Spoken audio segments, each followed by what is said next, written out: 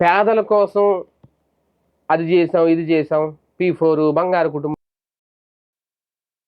ఇవన్నీ చెప్పుకొస్తుంటారు మన చంద్రబాబు నాయుడు గారు. కానీ పేదలు వైద్యం అందక చనిపోతుంటే కనీసం పట్టించుకోరు.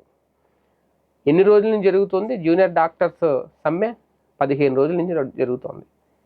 స్టైఫండ్ పెంచాలి అని రిక్రూట్మెంట్కి సంబంధించి ఇలాగ 3 ప్రధాన డిమాండ్లు వాళ్ళే. ఇంతకుముందు జగన్ హయాంలో అలా చేస్తే స్టైఫండ్ పెంచలేదా? తాజాగా మన తెలంగాణలో స్టైఫండ్ పెంచలేదా జూనియర్ డాక్టర్లకి? ప్రభుత్వ ఆసుపత్రుల్లో జూనియర్ డాక్టర్లు చాలా కీలకం. అవుట్ పేషెంట్ విభాగం దగ్గర నుంచి అత్యవసర విభాగం వరకు వాళ్ళే ఉంటారు. ఇప్పుడు ఎన్ని వైద్య సేవలు ఆగిపోయినాయి, ఎంతమంది రోగులు ఇబ్బందులు పడుతున్నారు, నిరవధిక సమ్మె కొనసాగుతుంది, అత్యవసర వైద్య సేవలు కూడా ఆగిపోయినాయి. కనీసం ఇప్పటికొచ్చి వాళ్ళ డిమాండ్ల గురించి లేదంటే ఒక పరిష్కారం చూపుతామనో 3% ఎంతో పెంచుతామని చెప్పేసారు, అయిపోయింది. తర్వాత నిరవధిక సమ్మె మొదలుపెట్టారు వీళ్ళు. ఆయన వైద్య శాఖ మంత్రిగా ఉన్న సత్యకుమార్ యాదవ్ దీని మీద మళ్ళీ స్పందించలేదు. లోకేష్ గారు పట్టించుకోవట్లేదు, చంద్రబాబు నాయుడు గారు పట్టించుకోవట్లేదు, డిప్యూటీ సీఎంగా ఉన్న పవన్ కళ్యాణ్ గారు పట్టించుకోవట్లేదు.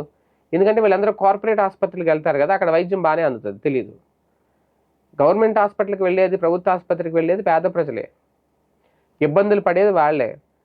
అంటే ఏముందిలే పేద ప్రజలే వెళ్తారు కదా, పేదవాళ్ళు వెళ్తారు కదా, ఇప్పుడు ఇది పట్టించుకుంటే ఏముందిలే లైట్ తీసుకుంటున్నారా? ఓట్ల సమయంలో మాత్రం ఓట్లు, అంటే ఇప్పుడు ఏం చేసినా రేపు పొద్దున్న డబ్బులు ఇచ్చేస్తే వాళ్ళు ఓట్లు వేసేస్తారు. ఇప్పుడు వీళ్ళకి ఇవన్నీ పెంచి ఖజానాను ఖాళీ చేసుకోలేమని అనుకుంటున్నారా? అక్కడ డిమాండ్లు పరిష్కరిస్తారా లేదని ఒకటి, లేదంటే పిలిచి కూర్చోబెట్టి బుజ్జగించి పంపిస్తారనేది ఒకటి, ఏదో ఒకటి చేయాలి. కానీ అక్కడ పేదలకి వైద్యం అందేలా చేయాలి. అది చేయకుండా సమ్మె చేసుకోండి, ఎన్ని రోజులు చేసుకుంటారో, అరిసి నొప్పెట్టి మీరే ఇంకా సైలెంట్గా వెళ్ళిపోతారేమో విధులకి అని అనుకుంటున్నారో ఏంటో. కానీ ఇక్కడ ఓకే, వాళ్ళకి ఏం చెప్తారో ఏం చేస్తారనే ఇబ్బంది పడుతున్నారు వైద్యం అందక. ముందు వాళ్ళ సంగతి ఆలోచించండి.